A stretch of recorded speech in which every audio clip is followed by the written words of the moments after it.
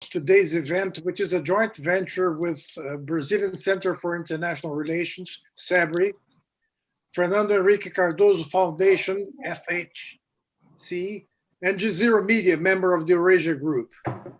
We are very honored to have Ian Bremmer, founder and president of Eurasia Group, as our guest speaker. Ian will be joined by Christopher Garman, executive director for the Americas of Eurasia. I would be somewhat pretentious if I were to introduce Ian Bremmer, one of the world's leading political scientists.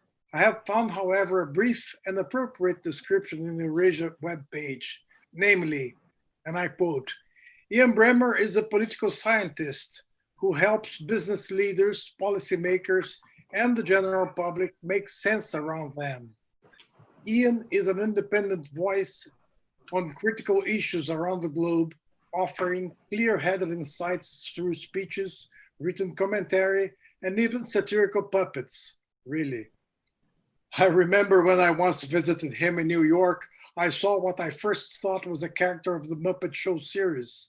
On a closer examination, I found it was actually Ian, who later told me that it was given to him by the author of the Muppet Show.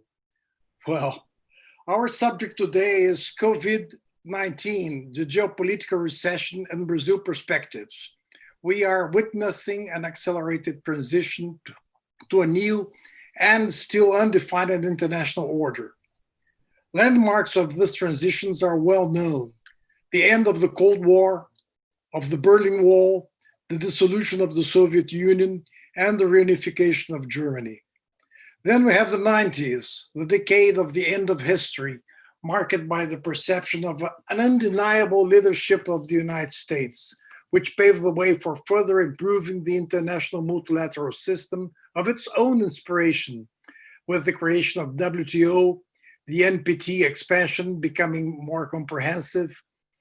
Then we had 9/11, which made explicit the vulnerabilities and limits of the superpower might, and the clear perception of China's rise and its consequence on the center of gravity of power. The US is now attempting to dismantle the multilateral system it created. Then we have the themes on the order of the day: globalism, globalization, coronavirus, instability. Well, where are we going to? Is the coronavirus a game changer or simply a catalyst of changes which are already taking place? Well, those are the questions we hope to deal with Ian and Chris. Ian, you have the floor, and thank you very much in advance. Thank you, my friend. When I got the note from you, I was delighted to put this together. There's a long history of robust cooperation between our various organizations, and I have a lot of and respect both for you and for all of your colleagues on. So welcome to everyone. I'm not surprised we have so many folks live streaming right now. Also, you'll notice my friend and partner in crime, Chris Garman, who is he's beaming in from an undisclosed location. We never let people know where he is exactly. That's why there's just a white background. We don't want any identifying, pieces that would allow you to get a beat on the guy. We always have to be separate. That's it's a challenging global order. No, but more serious, actually less seriously, just for a second before we become more serious. Less seriously is how much I have to appreciate Brazil. Because of course, the United States, we've had our problems of late. We like to tell everyone that we're the leader of the world, American exceptionalism. We have the best values, the best political system, the best free market. Everyone should do what we say. We should make the world safe for democracy. We got the best military. And the last few years in particular have been difficult for that, right? I mean, the US not living up to its own values. And of course, there's always hypocrisy. I mean, you go back to things like Vietnam, you go back to American neocolonialism and our experience in Central America and in Chile and other places, and you can make those points. But more recently, with the wars in Iraq and Afghanistan, with the 2008 financial crisis, with the election of Donald Trump. I mean, there have just been a lot of things that have made it harder for flag-waving Americans to say that everyone else should aspire to be like us. And in that regard, the fact that you in Brazil have a political leadership which is even more robustly incompetent than that we have in the United States right now, that you have surpassed the United States in daily deaths in coronavirus and daily cases, even though your population is smaller, that you are facing a profound political scandal and crisis on the back of the impeachment and Lava Jato scandal, and we thought you got it behind you, and now it's coming again. I mean, when I look around the world and I get a little down that the United States isn't who we were when we beat the Soviets in the Cold War because our ideas were better.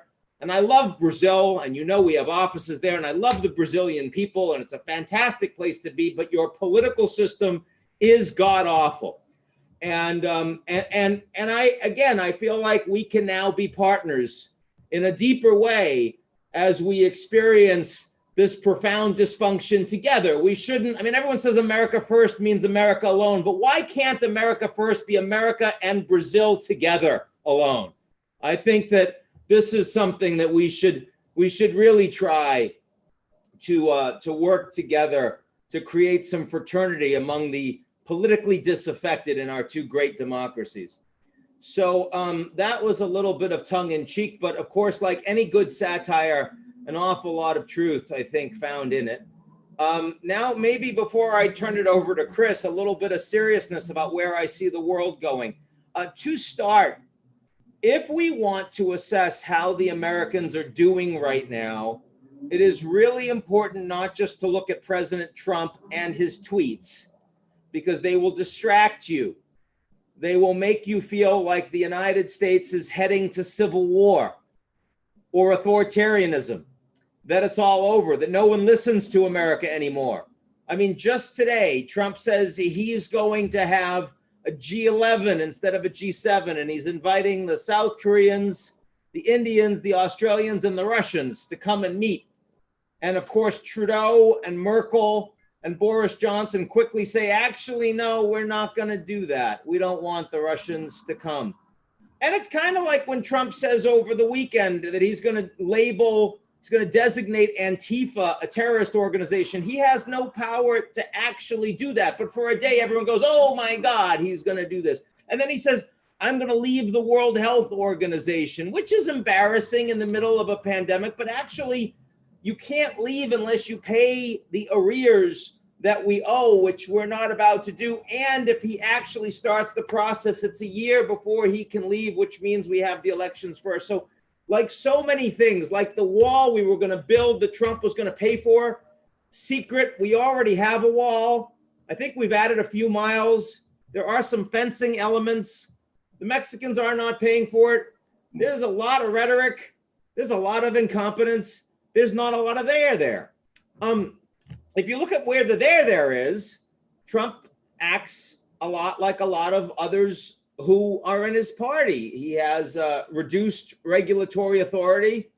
He's elected a lot of conservative judges. He's put in place a Fed chair who's very much in line with previous Fed chairs. He's not draining the swamp. He has a cabinet that is enormously oriented towards the private sector and wealthy special interests. He's reduced taxes on the wealthy and on big business. So, if I look at the response to coronavirus, I can spend all of my time talking about how personally unfit Trump is and how I wouldn't want my kids to be raised by someone like him, but that's not useful. Or I can talk about how the United States is actually doing. And how the United States is actually doing is we were very late to address the reality of coronavirus after we found out that it was coming. The Chinese lied about it. They covered it up for a month. Then the rest of the world and the Chinese people found out about it. We responded late. We did put travel restrictions on non-permanent residents and citizens coming from China quickly. So did the Australians, so did the Italians. The South Koreans and Japanese did not. That hurt them. That was a smart move by Trump. But he was a cheerleader.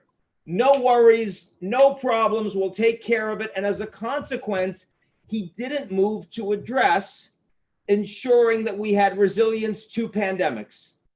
And that meant that we didn't have the test cases. We weren't able to get tests that worked.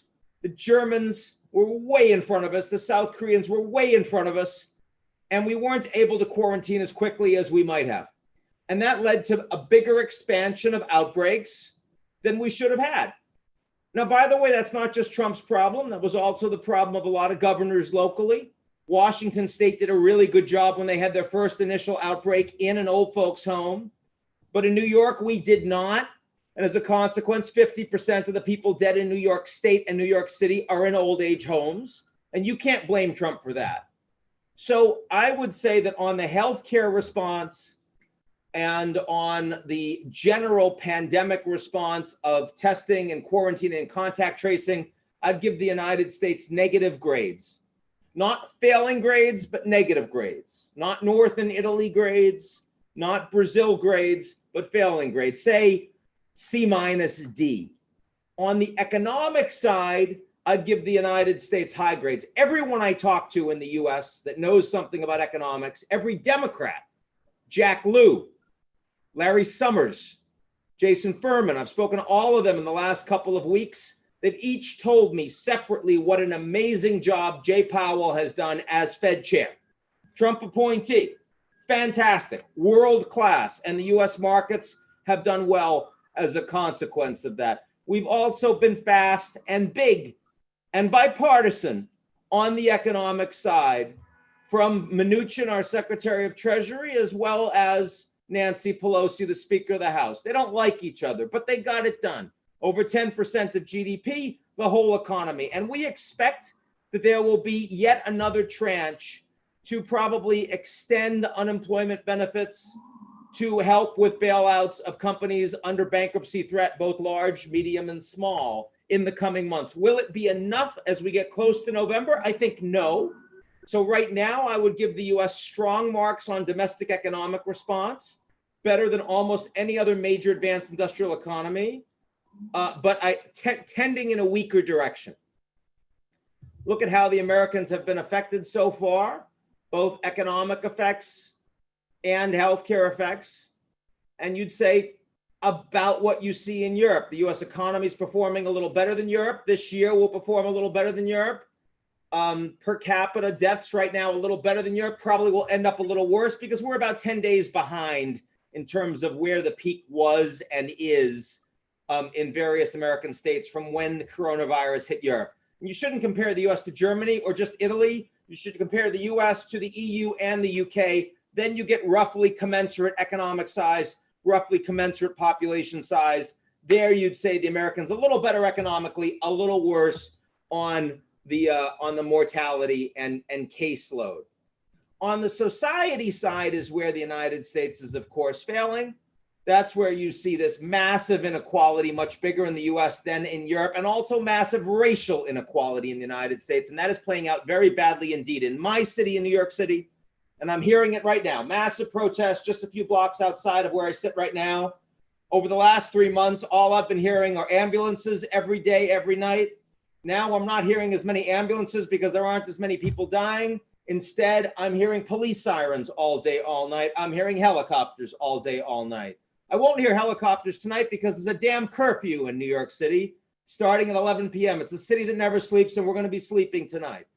And that's happening in LA, it's happening in Chicago, it's happening in Minneapolis, it's happening in Florida, it's happening in Detroit, it's happening in New Orleans, it's happening in Philadelphia and Boston. In almost every major urban center today, there is a race divide that is so painful, it is so deep. So many more Black Americans are dying of coronavirus than whites. So many more Blacks have existing conditions and no access to proper health care. So many more Blacks have been incarcerated. So many more Blacks have been abused by police. So many more Blacks do not have the opportunity to get proper education. So many more Blacks feel disenfranchised, that the system is fundamentally rigged against them. And so when they see what happened to George Floyd in Minneapolis on Memorial Day just 1 week ago, and nothing happens to these officers. They do not get charged for murder. They do not get charged for crimes until after days of demonstrations and violent protest. What are you going to do? And of course, this is also going to be exacerbated by social media, by polarization, and yes, even by external sources. So on that front, the Americans are deeply broken today and not getting fixed anytime soon. I had hoped that President Trump would not have a crisis of significant scale on his watch. Not only does he have a crisis, he has the worst crisis of our lifetimes. And surprise, surprise, he's not responding to it by unifying the country. He's further dividing the country. Final point, which is that coming out of this crisis, if you give the Americans good marks on the economy, negative marks on the healthcare side, and negative marks on the social side, you should also give the Americans good marks on the geopolitical power that they will have coming out of this crisis. This is very important and underappreciated, because the only winners, there are no country winners from coronavirus. Everyone does worse as a consequence of this crisis. But some countries don't do as badly as other countries. And the big winners are the tech companies. They're the companies that allow us to have a couple thousand people that we're talking to right now between Brazil and the United States. They're the ones that allow the knowledge economy to continue to function, while the bricks and mortar and the real economy takes it on the chin. And the Americans dominate that field compared to our allies. We have all those companies. The Europeans don't, the Canadians don't, the Japanese don't, the South Koreans don't, the Brazilians don't. And that is going to be a very, very important area of American strength. The one thing that you can say coming off of coronavirus and coming out of riots is more surveillance, less privacy, more big data, more deep learning, stronger monopolies among those American companies. The only companies that compete are the Chinese, and they will not be allowed to compete in the American or advanced industrial democracy space because of the tech Cold War with the Americans. So I think the Americans will come out of this crisis on that front stronger than their allies. I also think the role of the US dollar will be stronger as a global reserve currency than it was before. People will not feel as confident about the euro or about the pound sterling or about the yen. I feel like America's export of energy and food in a world where the global supply chain is breaking down and localizing becomes a bigger advantage for the Americans, not a disadvantage. So if you look at all of the ways that power is playing out around the world, at the same time that the Americans are losing the ability to lead by example, and multilateralism is weakening, no G7, no G11 instead of G0, you see that the United States actually is asymmetrically going to play more unilaterally, even if Biden becomes the next president, and that's significant. So anyway, that's 15 minutes for me to kick this thing off, hopefully provocative and interesting. Again, welcome to all of you here, and let me turn it over to my friend in an undisclosed location. We do not know where he is, but we know who he is, Chris Garman. Thank you very much, Ian. And I will keep my location undisclosed for the purposes of my own security. But again, I want to be able to thank the invitation to participate in this debate. It's a tremendous pleasure to be in such a high quality conversation, such an opportune moment. I'm going to kind of give a little bit of a perspective of how we're seeing events in Brazil, but I'd like to begin with a comparative reflection, looking at the types of leaders that are faring better from a public opinion point of view in COVID-19 in comparison to the leaders that aren't faring as well. And there is a pattern that when we look at kind of the response of leaders and how the public have reacted to policies enacted by the administrations. When we look across the board, both in industrialized economies and emerging market alike, and we are seeing a pretty significant rally around the flag effect. You look at a number of different leaders are seeing their approval ratings, rise out of COVID-19, anywhere from 5, 10, 20 percentage points. And usually these are the leaders that have enacted stronger measures to tackle a public health crisis in a context where the public is very scared of their own safety with this global pandemic. We have another crop of leaders, however, who haven't fared as well, haven't really benefited from a rally around the flag effect. We certainly can put Jair Bolsonaro in that camp, who has his approval ratings drop a bit.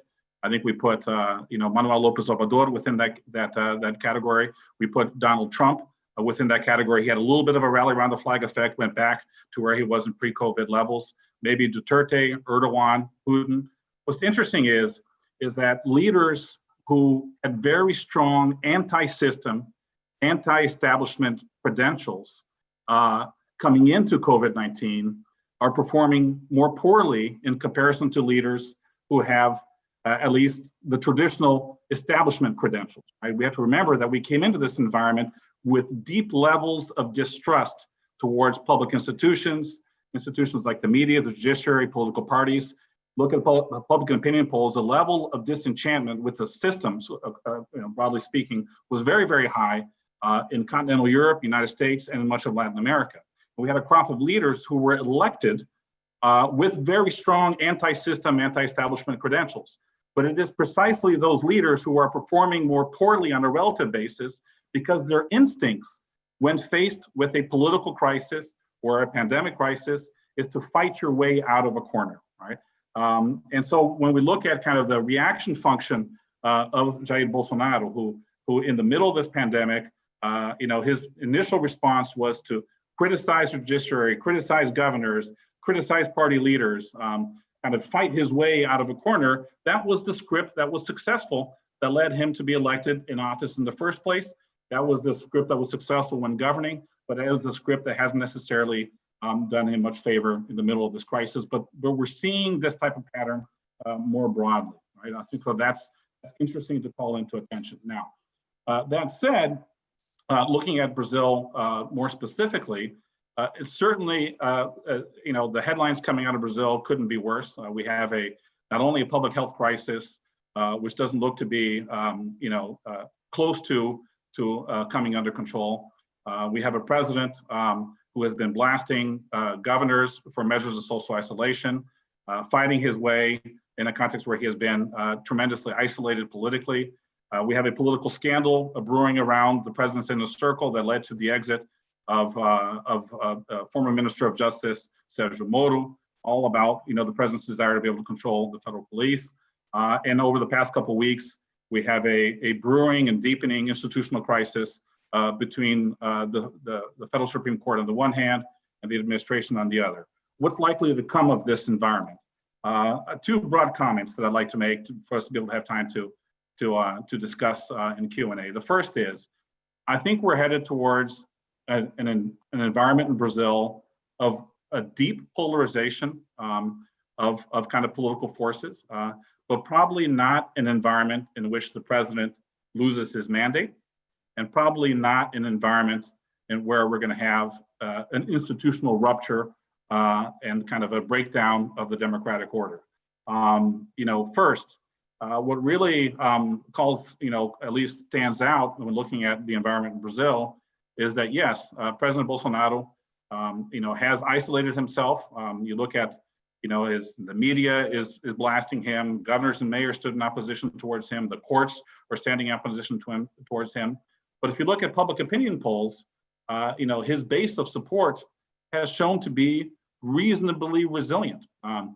Entering into COVID-19, the president's base of support measured on a 5-point scale. If you identify and you say, praise the president to have a very excellent, good, regular, bad, or horrible assessment of the administration. A lot of Brazilian pollsters measure government approval ratings on a 5-point scale rather than the traditional binary approve or disapprove of a president.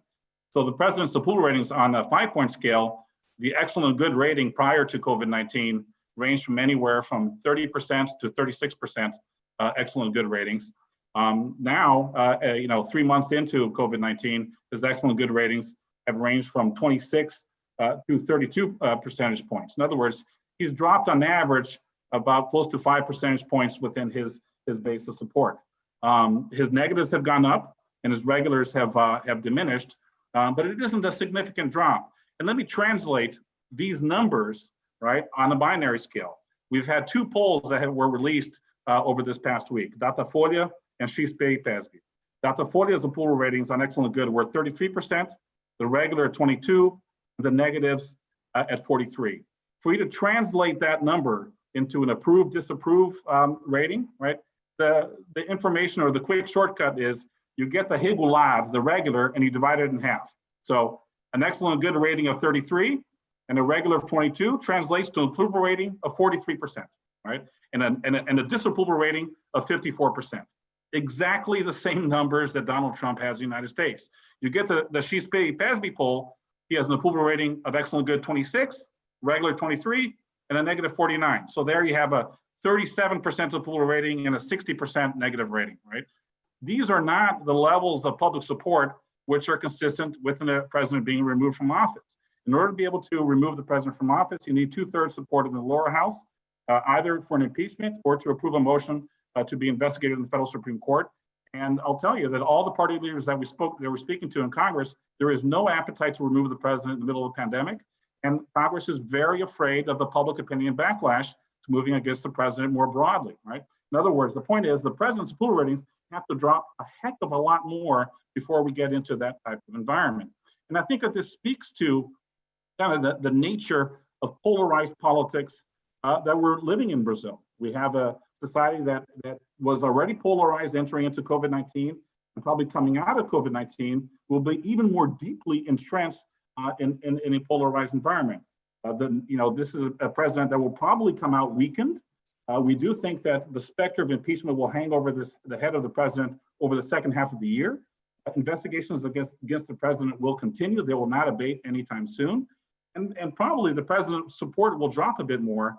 But we have to remember that this is still a president that does appeal to a segment of the population that doesn't believe and has tremendous discredit with these institutions. And his narrative does resonate within a segment of society. The big question mark, I think, politically for the president may very well rest in the pandemic itself, right? I think that's probably the biggest challenge that the president faces. That if the pandemic deteriorates meaningfully in large urban centers, metropolitan centers in Rio de Janeiro and São Paulo and parts of the Southeast, that could potentially lead to a drop of support. But more likely is that some of his core base of support is not going to abandon him.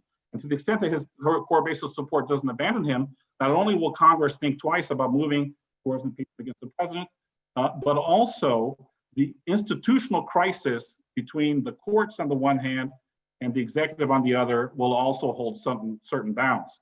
The electoral court is going to have a very hard time stripping the president of his mandate with a judicial motion if you have a president with a base of support.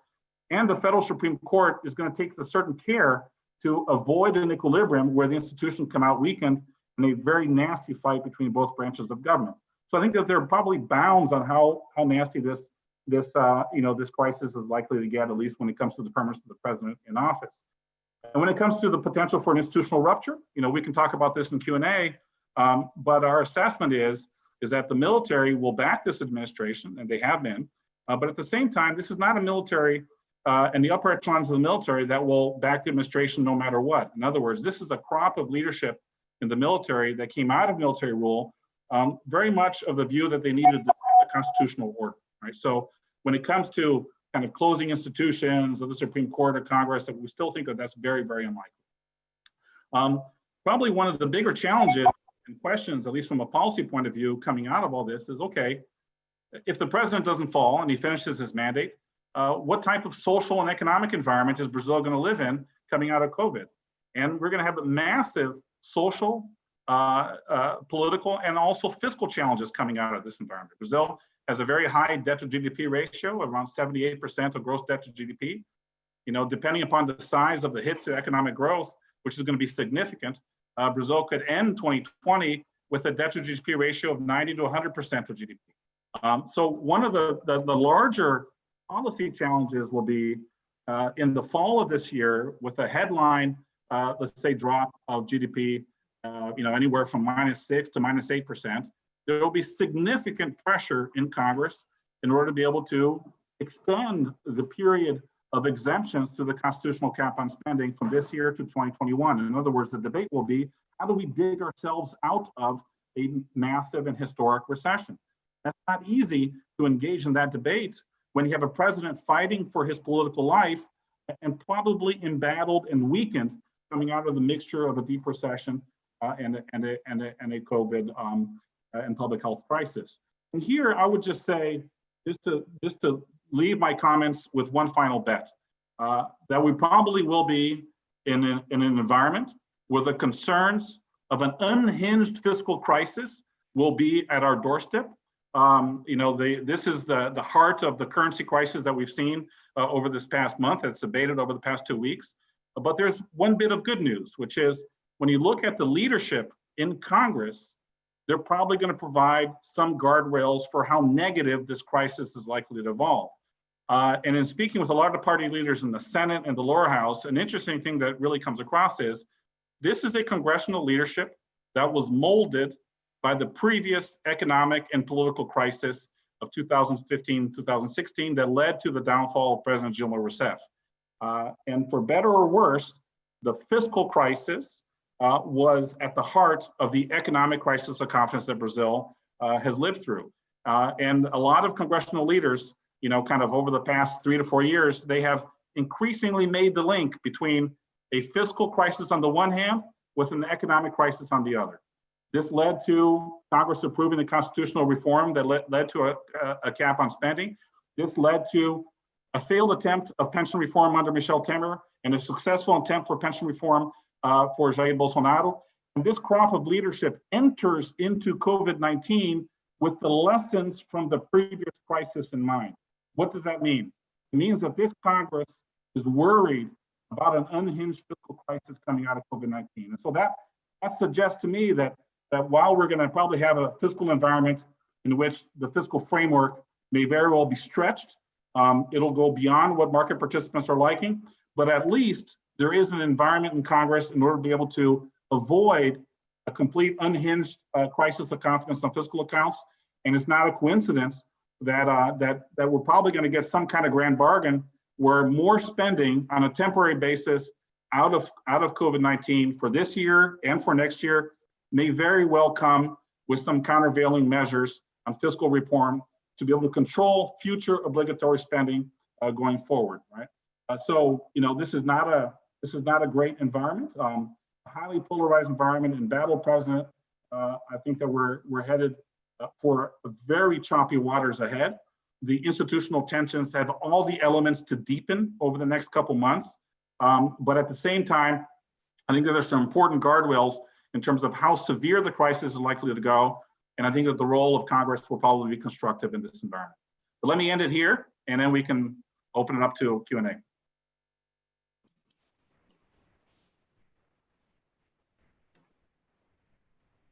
Ambassador. I have been muted. Thank you very much, Chris. Thank you, Ian, for the excellent presentation. It clears very well what we are seeing. Of course, there are lots of questions now, but before proceeding to the question and answers, I think Sergio Fausto would like to make the first question. Sergio, right, actually, well, first of all, always good to listen to Chris and Ian. It's a pleasure to be here. Thank you so much for the invitation and the opportunity to co-organize this event. I have two questions. The first one has to do with the striking similarities between Donald Trump and Bolsonaro. I don't need to elaborate more on that. All that you've said point in that direction, striking similarities. My question is, how serious a threat they pose to democracy in their respective countries? And I'm not only concerned about the short-term impact of their behavior, right? Chris has already said that he thinks that the chances of an institutional rupture here in Brazil, the chances are slim. But taking a longer perspective standpoint, for the first time ever in Brazilian history, we have an extreme right group with deep popular roots. Do you see this as a threat to to democracy in the long run in Brazil? And the same question to Ian in relation to the Republican Party. The GOP is not the party that we knew until 2 decades ago. It has changed it completely, right? It has abandoned consensus building. Is this a transformation that is here to stay? And what is the impact of that transformation for the American democracy in the long run? This is my first question. My second question is for you, Ian, and has to do with the international system in two different scenarios. And one in which Trump is reelected. Trump has been actively promoting the dismantling of multilateral institutions, and now a China bashing campaign. Probably he would double down on this bet if he is reelected. How the world would look like in this scenario, and how big a change, how big a difference would a Biden's presidency make in this regard? These are my two questions, and then we have many others to be responded by the two of you. Thank you so much. Yeah, and I do have to say, just in the last 15 minutes, I mean, we've got about eight more helicopters that are like, you could just kind of see them everywhere outside my window here, and it's kind of nuts. But you know, if I'm a little distracted, that was what that was about. Those are two really good questions. You know, I, like Chris, I'm someone that focuses a lot on institutions. I focus less on individuals. You know, I mean, I think that you need to change that up when you're talking about North Korea, when you're talking about Russia, where the institutions are really subservient to the individuals, but where it's the other way around. I mean, there's so many things that Trump has tried to do that he's been stopped even by his own administration.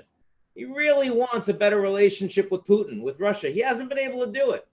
He hasn't been able to remove sanctions. His own administration has stopped him, not only whistleblowers, but just people around him that just aren't up for it. I mean, I think, you know, when you look at what Trump means as a president, and also in some ways how similar he is to Bolsonaro, there are several characteristics that Trump has as a president that other presidents have, but Trump has them to a more extreme degree. I think there are three. One is corruption, one is authoritarianism, and one is incompetence. And what's interesting is incompetence is by far the most significant of the three. Everyone's been worried about his authoritarianism, right? And I mean, you know, you would think that in the midst of the worst crisis of my lifetime, this would be the chance for Trump to show that he's really going to take power. He's not interested in taking power because he doesn't want responsibility for anything. He says, no, it's up to the governors. We're not the ones that are going to make decisions. They have to make decisions. He's a narcissist. It's about him. And there are very few people around him that want to break the existing balance of powers. Maybe Bill Barr, the attorney general, to a small degree. Maybe Steve Bannon, his former chief strategist, who was fired. But most of them are just interested in occupying positions of authority and benefiting from the existing system. So, I mean, much more workaday kleptocracy than authoritarianism. So the idea that Trump is going to try to break the system, and like Orban in Hungary, for example, or Erdogan in Turkey, and by the way, Orban's succeeding, Erdogan's failing, I think that's a non-starter. Corruption. Trump's corrupt. We know that. He fires the IGs, the inspector generals. He doesn't want oversight. He uses his hotels to make sure they get bailouts and benefits. You know, he hires his friends to make millions of dollars off the inauguration. His daughter gets licenses to sell handbags in China. But we're talking about, you know, tens of millions of dollars maybe for the Trump family. I don't even think it's 100 million. Now that's a lot of money. You could do well on that money, but this is not Putin style. This is not Latin America style. This isn't India style. This is like, it's Queens. It's where he's from. It's tawdry. It's embarrassing for me as an American because we try to say we have rule of law and then our president flouts it. He promises he's going to display his tax records, but he won't because we know he's done a bunch of illegal shit. But that's very different from saying that he's systemically corrupt in a way that threatens the American system. So the authoritarianism doesn't threaten the system and the corruption doesn't threaten the system. It's just ugly. Where the incompetence actually has the potential to threaten the system. It erodes the system more because we've got a big crisis now and Trump just doesn't have the capacity to respond effectively. He abdicates leadership. And when you've got race violence going on across the country and an economic depression that we've just entered and 40 million people that are now unemployed in the last 2 months, the incompetence of Trump, the lack of leadership, his inability to respond effectively, and his inability to listen to experts around him. And that's something that we've seen a fair amount of from Bolsonaro too. I mean, I would argue Bolsonaro at least respects economic expertise more than Trump does, but I'd be interested in Chris talking about that. But generally speaking, just Trump doesn't listen to experts. It's all him. And that hurts. That's allowed Trump to make a bunch of mistakes, more mistakes internationally. And this is the second question you asked, Sergio, about how Trump is more capable of getting involved in a Cold War with the Chinese, but without American allies. I mean, there are lots of reasons to fight China. And by the way, Biden would support most of those reasons, but he would work really hard to ensure that American allies were on board. He supports the Trans-Pacific Partnership, even though Obama couldn't get it done. He wants to get back in the Paris Peace Accord. He wants to get back in the Intermediate Nuclear Forces Agreement. I mean, all of those pieces of international architecture, the World Health Organization, that would help to align the United States with its allies. And if you're about to get into a big fight with China, the second largest economy in the world, and the only country out there with tech firms that can challenge those of the Americans, it would be better if we were fighting with our allies on our side. And Trump is counting on the fact that America is more powerful to force those allies to do what we want.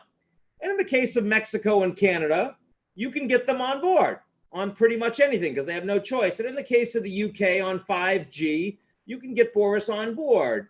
But in the case of the Germans and the French and the Philippines and South Korea, it's getting tougher. So I do think that the G0 is becoming deeper and more fractious, and America losing influence internationally to the Chinese, who have lots of mistakes that they've made and lots of reasons countries wouldn't want to follow them. Nonetheless, Trump has given them more of an opportunity. And the final thing I will say, because you asked about the difference between Biden and Trump, and obviously there are many differences, but one that's interesting is that senior Chinese leaders, when I talk to them, tell me that they would prefer Trump to win a second term than Biden. Senior Chinese leaders. And you may think that's surprising, but it's because the Chinese leadership understands that they're going to have a tougher relationship with the US no matter what. If it's Biden, the US will be more focused on the Uyghurs and Hong Kong and human rights. If it's Trump, they'll be more focused on East China Sea and Taiwan and the military balance. But either way, there are going to be a lot more challenges between the US and China. But what the Chinese see is that if Trump stays president for another 4 years, American alliances will be more damaged. He will pull out of more international institutions. He will provide more space and more of a geopolitical opening for the Chinese to play, where if it's Biden, there's much more likely to be a stronger multilateral alignment against China, which they really don't want. And so that's interesting. I would say they weren't sure they felt that way 6 months ago before coronavirus began, but now that it has, they feel pretty strongly about that. Chris. Yeah, no, thanks, Ian. I mean, I think that in answering kind of the same question for Brazil, in terms of how much does the Bolsonaro administration represent a threat to democracy, you have to take that question more seriously in the Brazilian context. This is a younger democracy. Institutions are not as robust. This is a government with a very strong military presence. Bolsonaro comes from the military. He has a very senior crop of advisors around him in the presidential palace. You don't have a civilian minister in the presidential palace anymore. And so when you have ministers who have a military background and are generals who are defending this administration, evidently the sensibilities of Brazil's recent political history come to bear. But I would argue that when we look at the most important unintended consequences of the institutional landscape coming out of a Bolsonaro administration, I'd probably argue that even though these institutions are under stress, the largest institutional legacy of a Bolsonaro government may very well be a weakening of the executive office in comparison to Congress on the one hand or courts on the other. Because let's look at the political dynamics of this administration. This is a president that got elected campaigning against the establishment, campaigning against the judiciary, campaigning against political leaders and party leaders in Congress. He did not generate a congressional coalition in Congress to be able to support his administration. He's trying to build one now because he's fighting for his political life. But the response of the other institutions have been to clip the wings of executive prerogatives. Congress approves a constitutional amendment to be able to reduce the discretion of the executive office in executing the budget. The Supreme Court has taken a number of decisions to limit executive prerogatives, be it in terms of the constitutional role and be able to manage the COVID and the lockdown on the one hand, be it in terms of the ability of the president to be able to nominate ministers and substitute the head of the federal police, for example, right? The president is reacting to these overtures very strongly, very belligerently, in a rhetoric which certainly is disconcerting, right? But the interesting institutional, longer-lasting repercussion of all this is an executive office that's weaker, right? In the long run, that may not be a bad thing for Brazilian democracy. Evidently, in the short run, we're going to go through periods of acute tensions and stress between these institutions, and hopefully we don't have an accident along the way in which the institutional legitimacy of these institutions is at play. I think that in the very near term, the larger risk from a legitimacy of institutions is the Supreme Court taking a decision and the president not respecting it, and not being able to, and the court not being able to enforce a decision that they make. That would be a loss for the quality of kind of at least of the institutions of the judiciary. But it probably won't come to that because these actors appreciate what's at stake here. So, I mean, I think that there is a level of risk that is larger, but I think the one thing just to flag to everybody is the reason why Brazil generates so many headlines, why the president is so embattled, why he's being investigated by the federal police, by the federal Supreme Court, is because Brazil, in comparison to other emerging market economies, doesn't have as many institutional checks on executive authority. Right? And that's probably a good thing. And so I think there's a silver lining in all this that we're living here. And you look at other political systems, like the Mexican political system. Manuel López Obrador has control of a large part of the political system. Nobody opposes him. Right? So there's no headlines. There's no kind of the same type of stresses that we're seeing in this environment. So there's a healthy undertone to the level of noise and institutional tension that I think has to do with the checks. I think it'll probably outlast this administration. So, Now, Julia, have the questions and answers, please. can Go we start? ahead with them. okay. So thank you all. Well, we have more than 1,000 people connected. So there's many questions. It's difficult to select. So I have a question here that even Ian Bremmer mentioned. He loved that question. So I'll start with that from Antonio Russo. He asked, do you personally believe in American exceptionalism? A lot of people talk about the Iceland and the Sweden models of handling the quarantine. Can you explain a little bit about what happened in these countries? Yeah, Ian. I like the question about American exceptionalism because it's something I think about a lot. We call our firm Eurasia Group even though we're a global firm now, because when I started the company in 1998, my expertise was on the former Soviet Union. I did my PhD, I started in 1989, and what an exciting time, you know, to go to Moscow, to Kiev, to Almaty, these former Soviet republics, as the revolution was beginning and the country, the empire fell apart. You know, we beat them. The wall came down and the Soviet Union collapsed and Gorbachev ended it. And that was for me coming of age. And I know that we had a stronger economy, and I know that we spent them into the ground militarily, and Ronald Reagan and Star Wars and all of that. But the fact was that a big reason why we beat the Soviets is because our ideas were better. And we believed in them, and so did they. When I met with all of these young people in the East Bloc countries and in the former Soviet Union, and they talked to me about, they wanted to know about our free media, and they wanted to know about our shopping centers. They wanted to know about our elections. They wanted to know how our system worked, our schools, our universities. They wanted to come to America because the country felt like the American dream was real and their own was not. And I think that's really compelling. I think soft power matters. And I think the reason why the institutions we built after 1945, after World War II, ended up supreme is because not just we had the money after World War II, but also because we had the ideas. And we built up not only our former allies, but also the countries we defeated, the Japanese, the Germans. Two countries today in the world, of all of the major economies, the Japanese and Germans have some of the strongest rule of law. They have some of the strongest commitment to multilateralism. And those are ideals that we helped infuse in them after defeating them in World War II. So that to me is what American exceptionalism is all about. But that was in 1989, 1991, 1998 when I started the firm. You're asking me today in 2020, do I believe in American exceptionalism? And I don't know that I still do.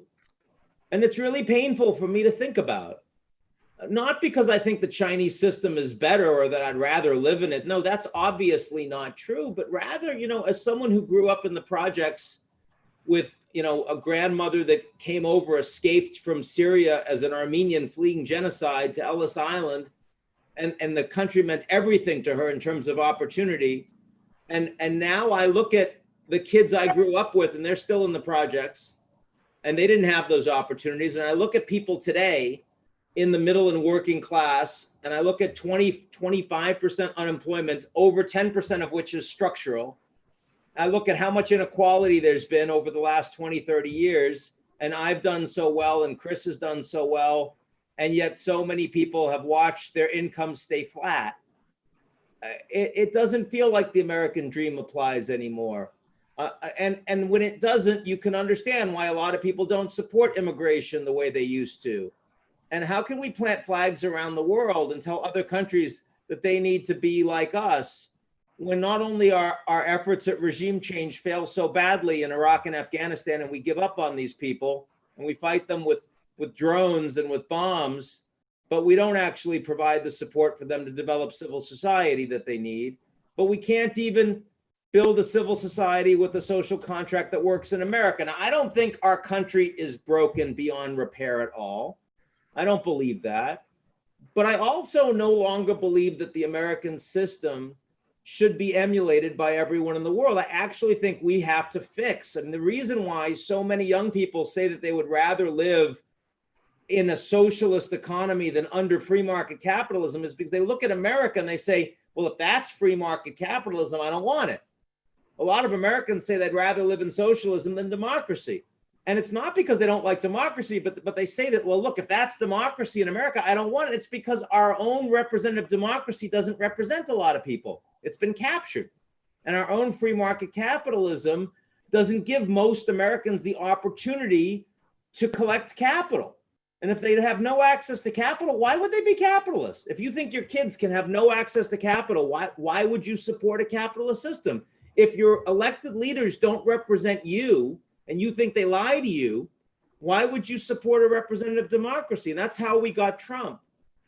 And that's how we get Bernie Sanders, how we get people that fundamentally say the system as it is broken and needs to change. So yeah, I think if I'm being honest with you, I can't call myself an American exceptionalist today, but I can tell you I'd really like to become one again. I'd like to be able to call myself one again. And I do think one of the great things about the American system that makes it still much better than the Chinese system or the Russian system or the Iranian system is that you can ask me that question and I can answer you, and I can answer you publicly, and I can answer you on television, and I can answer you in a newspaper or on social media, and no one can do a goddamn thing to me. And that's not true in authoritarian countries around the world. And actually, that's not true in Hungary today, even though it was 5-10 years ago. I think that's important. It's something that we should really cherish. Okay, I'll ask now two questions together because they are connected. One is from José Luiz Alqueires.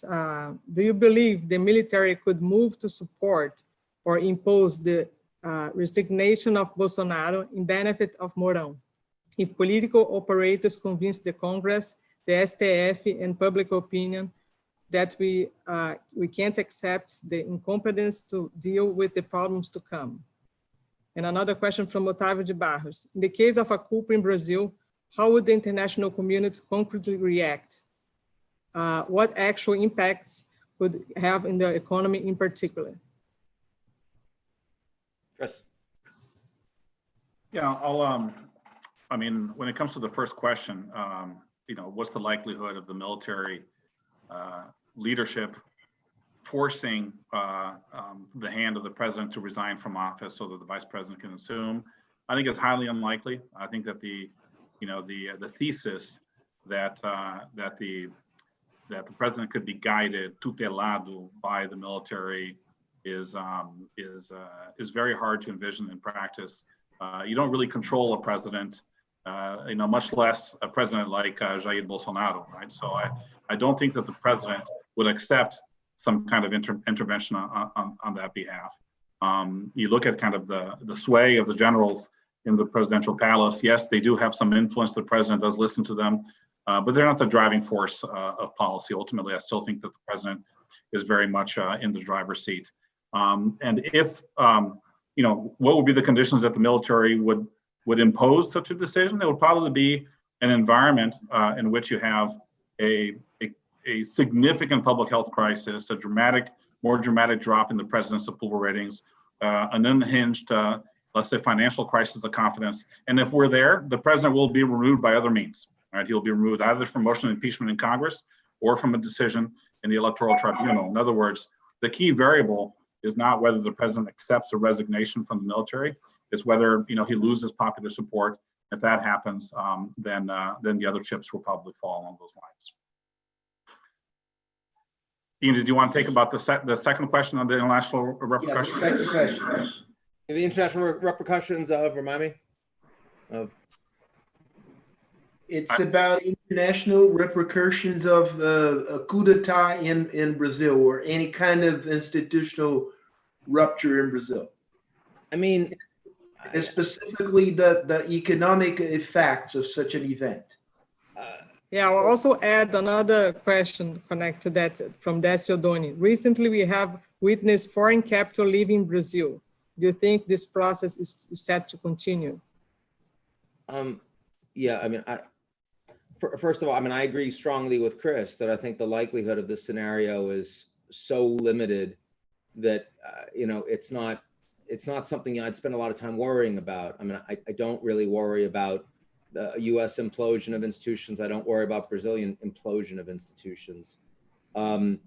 If it were to happen, I will say this is an environment where we're going to see emerging market financial crises. A lot of money is going to be required, and the domestic environment, credit's going to become tighter. It's going to be harder to borrow. There's a lot of risk-off behavior.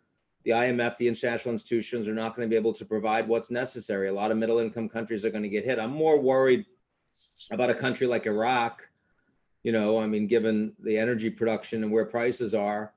and the lack of resilience than I am about a country like Brazil. But still, there's going to be a lot of pressure. If you were to have, in the worst case scenario, a true institutional implosion, I think that there would be a less international market response to that than there would have been 5 years ago, 10 years ago. I think the United States in this environment would look to try to be transactional in their response. I think the Chinese obviously could care less. They just want to continue to do business as usual. I think the Europeans would be split. I mean, you'd have a lot of hand-wringing. You'd have the Germans, for example, worried about human rights. But would you really have the Europeans changing the rule set as a consequence? I don't think so. I mean, this is the thing, is you've got a G0 implies a lower common denominator for activity. I mean, look, you've got the Chinese taking over Hong Kong. It's obviously against the law. And you've got the Europeans saying, we're not going to impose sanctions, even though the Americans say they are. Why? Because our relationship with China is too important economically. I think you're seeing a lot of that behavior. And I think that aligns with Brazil as much as it does anybody else. Thanks. So a question from Adriana Abdenur. How do you see the impact of the pandemic on the vast geopolitical project of Belt and Road Initiative, especially regarding the engagement of Latin American countries? So I'll answer broadly and turn to Chris for Latin America. I mean, Belt and Road, you have the world's poorest countries in particular that most need Chinese investment. Sub-Saharan Africa, 80% of external debt from Sub-Saharan Africa is held by the Chinese. The Americans are not looking to spend more right now. $3 trillion proposed by Nancy Pelosi for the fourth tranche, not a dollar for foreign aid. Why not? Because there's no political expedience in the US in arguing for more international support. So the Chinese are going to be holding the bag on a massive amount of infrastructure spending with all of the poorest developing countries in the world. But a lot of them are also not going to be able to service their debt. So, and China has credit bubbles internally. They've got big debt problems with their own corporations. So even though I think these countries are going to be more reliant on China, I think the risk of Belt and Road is actually growing larger. So, I mean, if you ask me long-term who you bet on, the United States or Europe, even though American leadership is actually much weaker than it used to be, you still wouldn't bet on China, because the dangers, both of the domestic instability of China's own economic and credit challenges, as well as the exposure they have through Belt and Road to some of the poorest and least credit-worthy investments around the world, that's becoming more asymmetrical over time. And there's going to be a lot of backlash. A lot of these countries are not going to be able to pay, and they're going to push back against the Chinese. The Chinese are going to have to find a way to restructure all of these loans. You've seen some of that happen already. Places like Malaysia, the Philippines, Pakistan, Sri Lanka. You're going to see a lot more of it in this environment, because this is a huge contraction. I mean, you're talking about a global contraction of about 10% of the global economy compared to where it was going to be. And a minimum of 3 years before you get back to your previous trajectory, could be longer than that given political disruptions. And China's going to be holding the worst of it. I mean, zero growth for 1 year for China is a lot more problematic in this environment than -6 to -8% growth is for the United States for 1 year. That's just the reality. Chris, you want to talk about the Latin America implications? Yeah, I mean, I would just say that the relationship of China to the region, I think is something that may very well shift coming out of COVID-19, and evidently Ambassador Castro Neves will have very, very, very good views on this. But what's interesting to note is you look at Brazil's trade balance right now. We're seeing the Brazilian exports to Europe have dropped, to the United States have dropped, to Latin America have dropped. The two areas where Brazilian exports have risen is China and Southeast Asia, right? In a context where purchases of agricultural products has actually grown. So you look at kind of China's relative import in Brazil's economy, it may very well be larger coming out of COVID-19 than it was prior to this crisis. And we're going to be in an environment in Latin America and in Brazil where governments are going to be desperate for investments and desperate for resources. The interesting kind of conundrum is this is occurring in the Brazilian context, where some of the ideological views of the administration, which have strong anti-China undertones, are starting to come out now in a way that they haven't come out in the first year of the Bolsonaro administration. It's not a coincidence that in the cabinet meeting that was made public, the video of the cabinet meeting, the only elements of the meeting that were deleted and not made public were references to foreign policy and references to the administration's views on China, right? Because it could undermine the bilateral relationship. So it's almost as if that when the president is embattled, is turning to his base, inflaming the rhetoric, the anti-China sentiment starts to come out with some of his ministers and his sons, but in a context where the economic relationship with China is more important, right? So they'll probably keep that at bay, but that is I would say that China's role in the region tends to grow, but with all the limitations that Ian, outlined on the Chinese side. Another question here on China from Jackson Snyder from Bremmer. Considering the US and China decoupling movements on tech, apparently accelerated by COVID outbreak, how deep do you think it will spread and affect the industrial supply chain? Yeah, I mean, unlike Belt and Road, Belt and Road, when you build infrastructure, I'd rather it be built by the Americans. I'd rather it be built by the Europeans. I'd rather it be built by the Brazilians because there's rule of law, there's higher standards, and we get the political leverage. But I still would rather the Chinese build infrastructure through Belt and Road than nobody build it, because you're actually facilitating development. You're creating wealth. You're creating jobs. Everyone can use a port. These countries need ports. They need railways. I want them to get built, right? That's a good thing. But when you talk about technology, we're increasingly in an environment where we don't want the Chinese to build digital technology, because that'll keep those people in those countries in a zero-sum environment off of Western technology. If there are going to be two competing data systems, two competing clouds, two competing filters of information and consumer choices that people on the Internet of Things will engage with, then the more the Chinese export their 5G model and their technology model, the more you will lose those people from interaction with the rest of us, with the West. And that's a technology Cold War. So I do think that the supply chain around not only the Internet of Things, which is much broader than just your cell phone, it's anything with a chip in it. So it's smart houses, it's smart cities, it's driverless cars, but it's also the consumer choices, the data, your biohealth, the biometrics, all of these things will suddenly become split into two, with one system aligned with Beijing and their super tech companies, and another aligned with the West, mostly with American tech companies. That's obviously a much worse way to run the global economy. It's less efficient. It leads to more tariffs. It leads to companies which will not have access to large numbers of consumers and large numbers of inputs.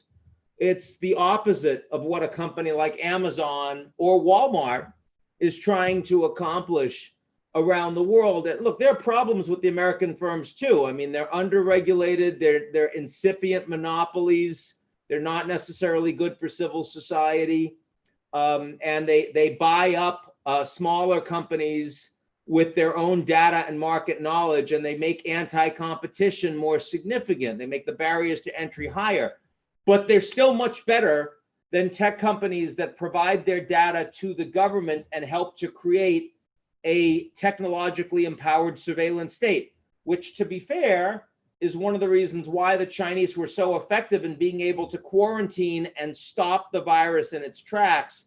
But every other impact on society is much worse. Ask the Uyghurs, ask Hong Kong. So I do think that we're facing a tipping point in our supply chain going forward. And I think that's a very dangerous thing.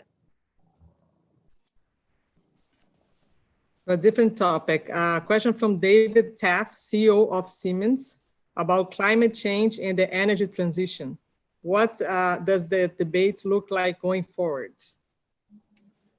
Look, I mean, China's planning on peak carbon usage in terms of fossil fuels in 2040. The Europeans are going to have a Green New Deal as part of the stimulus coming out of this crisis. Trump personally is obviously not aligned with fighting climate change. Biden would be vastly more so than any president historically. And even if Trump wins a second term, you've got mayors, you've got governors, and you've got tech CEOs as big winners and fossil fuel companies and real economy as big losers that are moving you towards addressing climate change. So, you know, that plus the financial sector with ESG raking in so much more investment and money, I'm not optimistic about climate because obviously it's going to get a lot worse before it gets better. And the G0 means we don't coordinate with the world's largest emitters, the Indians and the Chinese, who need a lot more dirty fossil fuel to continue to be able to grow and satisfy their middle class, which are the largest middle classes in the world. But still, I mean, I would argue that the momentum is overwhelmingly going to be with those that are fighting climate change. And of course, this is generational as well, even here in my own country. And I don't think that coronavirus is going to stop that, even though, you know, clearly the money that could be spent on fighting climate change is going to be more constrained in the near future coming out of this depression. So, Ambassador, I think I'll ask the last question and then pass to Ambassador Castro to make the final comments. Carlos Braga asked, what kind of global governance will emerge in this context? This concept now is still a global governance? You know, we don't have global governance. We never had strong global governance, but we had a lot more leadership. We now have an environment where the United States has more unilateral influence over many of its allies than it had. And yet the Chinese have the ability to veto and say no. Just in the last 30 minutes, you have the Americans pushing the Chinese on Hong Kong because they're changing the rules, and the Chinese saying, okay, our agriculture firms are going to stop buying American agriculture according to the phase 1 deal. That's a pretty big deal. That the Chinese have the ability to say no. The Russians don't have the ability to say no, but they have the willingness to cause a lot of problems. The Chinese have the ability to say no. And the Iranians don't, the Mexicans don't, the Canadians don't. If the Americans whack those countries around, they have to deal, but the Chinese do. So that, combined with the fact that the Americans are less interested in leading and the Europeans are themselves more divided and weaker than they used to be, Brexit and all the rest, all of that is leading to a world that is not going to have global leadership for a long time. This is, I call it a geopolitical recession. It's cyclical. We've just entered into it. It's going to take a long time, probably 10 or 20 years. And it's a G0 world. A G0 world is an absence of global leadership, and it's a world that's much more volatile.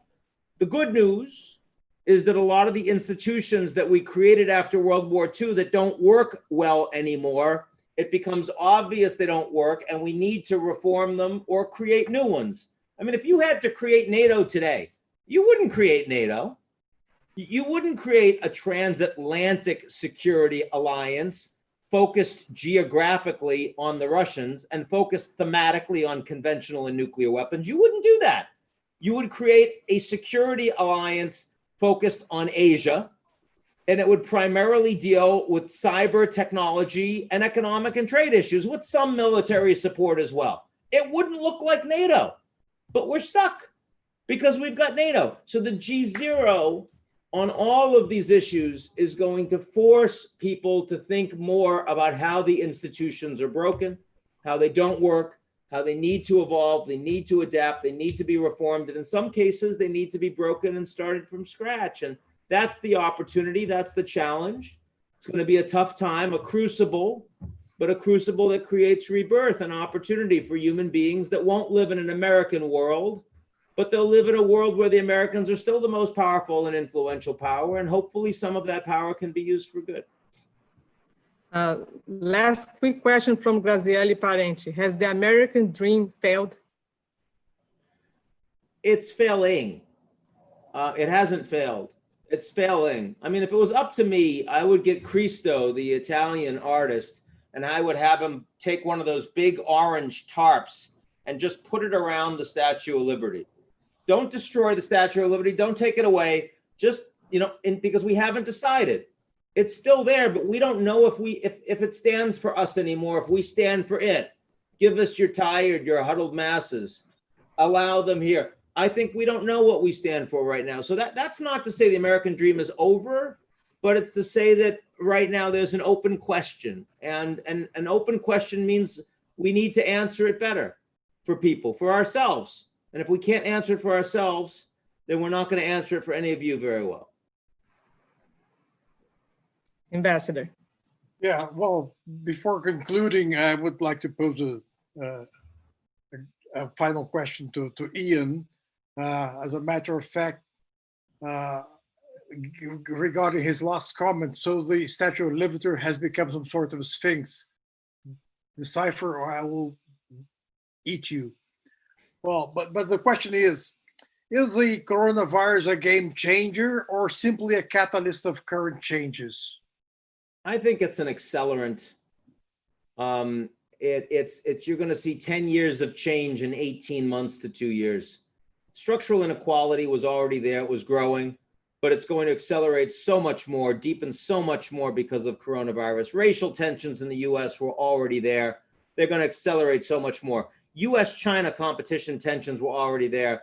They're going to accelerate so much more. Technology displacement was already there. It's going to accelerate so much more. Sustainability of Europe and questions of the effectiveness of the EU and its integration were already there. It's going to accelerate so much more. So I don't think it's a game changer. It might be a game changer for people that were ignoring these things for the last 10 years. But for those of us, I certainly including you, Mr. Ambassador, that have been paying attention to these issues for the last decade, this isn't new. It's just suddenly we have to deal with it. And hopefully that means we'll deal with it effectively. Right, well, thank you. Well, once again, thank you very much, Ian. Thank you, Chris. It was an honor and a pleasure and a privilege for us to be able to partake this very good exchange. And I hope that we'll be again together sometime in the near future. Did you see that Cristo, someone just said Cristo died yesterday. Is that true? Yes, Cristo, I heard on the paper today. So much for that idea. Like, I mean, you not only do you not have global leadership, but you don't even have Cristo anymore. We are truly screwed. That's quite something. I didn't know that. All right. Okay. Well, once again, thank you very much indeed. It was a pleasure on behalf of CEBRI, on behalf of CEBC, and FHC Foundation, and of course, if you allow me, on behalf of G02, because it's a partnership that a very successful partnership, and we hope to be able to repeat it in the near future. Absolutely. Thank you, and thank you all for all who have been able to watch this presentation, this debate. Thank you, guys. Thank you very much. Thank you, everyone. Thank you. Bye-bye.